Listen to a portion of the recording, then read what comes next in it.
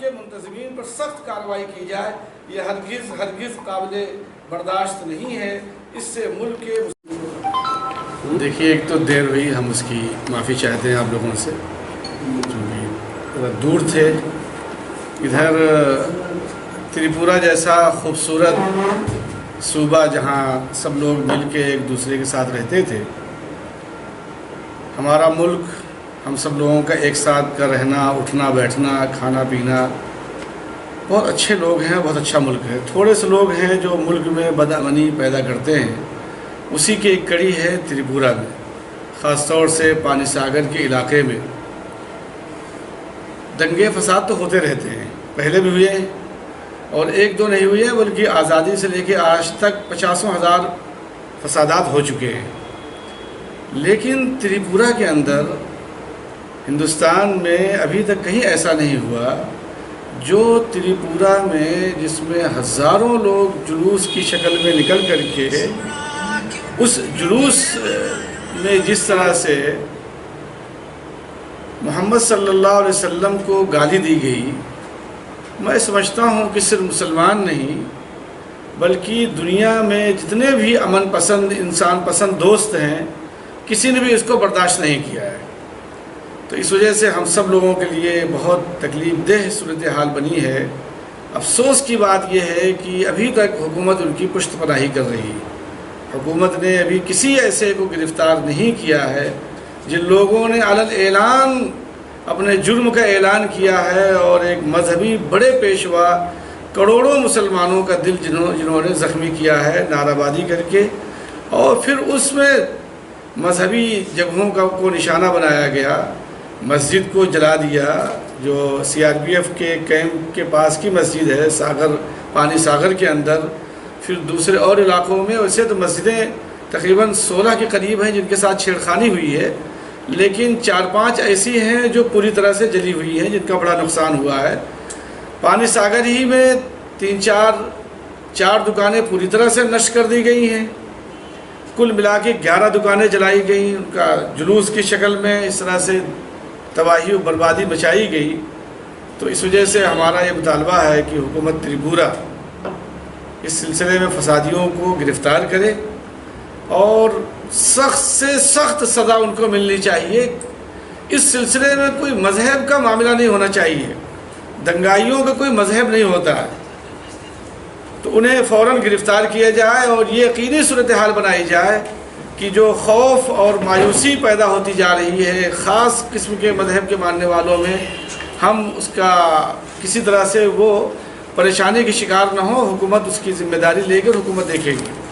جن کا ریاست رہی ہے، یہاں ہندو اور مسلم کے نام پر کبھی بڑے فرقہ وارانہ فسادات نہیں ہوئے، لیکن ان دنوں جس طرح وشو ہندو پریشد، بجرنگ دل وغیرہ نے ریاست کے پرامن ماحول کو زہر آلود کیا ہے، جس کے نتیجے میں تریپورہ کے مختلف حصوں میں مسلم اقلیتوں کے مکانوں، دکانوں اور مساجد پر حملے کیے گئے، وہ انتہائی قابل مذمت اور ملک کے وقار، اتحاد و سالمیت کے لیے نقصان دہ ہے۔ اس کے علاوہ سب سے زیادہ اذیت کی بات یہ ہے کہ وشو ہندو پریشد کے ایک ریلی میں پیغمبر صلی اللہ علیہ وسلم کی شان اقدس میں انتہائی نازیبہ کلمات کہے گئے، لیکن آج تک پولیس انتظامیہ نے اس پر کوئی ایکشن نہیں لیا۔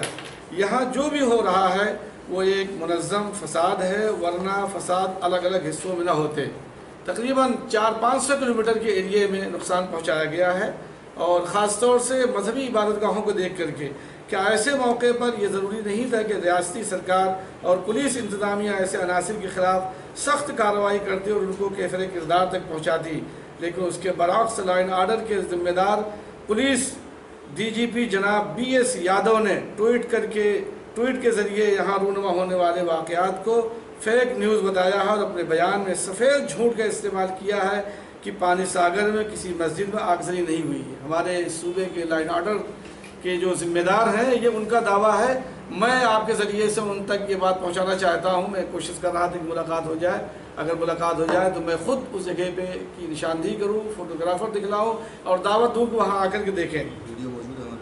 ویڈیو اگر ہمارے پاس سب موجود ہے وہاں کی، آپ لینا چاہیں تو ہم ابھی آپ کو دے سکتے ہیں۔ رونما ہونے والے واقعات کو فیک نیوز بتایا اور اپنے بیان میں سفید جھوٹ کا استعمال کیا کہ پانی ساگر میں کسی مسجد میں آگزنی نہیں کی گئی۔ ان وجوہات کی بنا پر جمعیت علماء ہند کے قومی صدر مولانا محمود مدنی کی ہدایت پر جمعیت علماء ہند کی ایک فیکٹ فائٹنگ ٹیم یہاں جا وقوع پر موجود ہے، جس میں ہم لوگ یہاں آئے ہوئے ہیں۔ اس ٹیم میں جمعیت علماء ہند کے نیشنل جنرل سیکریٹری، میں جمعیت علماء ہند کے جنرل سیکریٹری ہوں، میرا نام حکیم الدین قاسمی ہے۔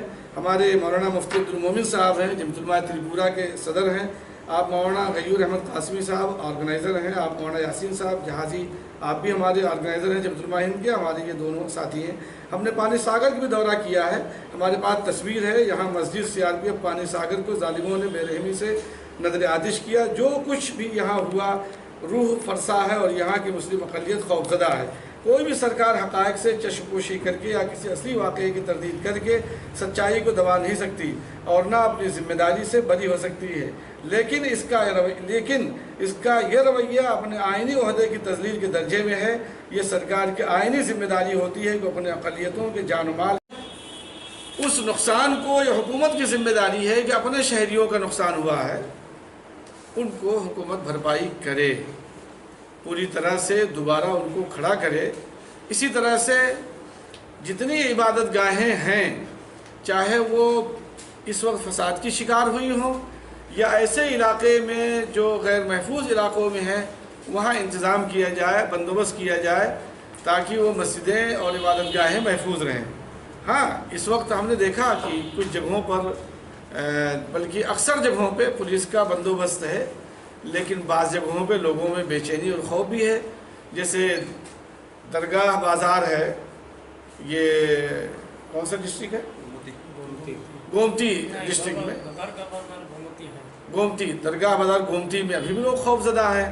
پھر وہ کل جہاں ہم تھے پال بازار میں، وہاں 250 سے 300 لوگ اپنے گھروں کو چھوڑ کر کے دوسرے گھروں میں چلے گئے تھے، لیکن اب الحمدللہ ان کی آہستہ آہستہ واپسی شروع ہو گئی ہے۔ ہماری یہ کوشش ہے کہ لا اینڈ آرڈر کی ایجنسیاں، حکومت تریپورہ اور مرکزی سرکاریں دونوں، چونکہ دونوں کی حکومتیں ایک ہیں اور کسی کی بھی سرکار ہو، اس سے کوئی بحث نہیں ہے، وہ چاہیے کہ دونوں مل کر کے صحیح فیصلہ کریں اور معاوضہ، معقول معاوضہ ان کا دیا جائے جو ان کا نقصان ہوا ہے۔ یہ آج کی پریس کانفرنس کا ہمارا مقصد ہے۔ ہم نے جو نوٹ تیار کیا میں آپ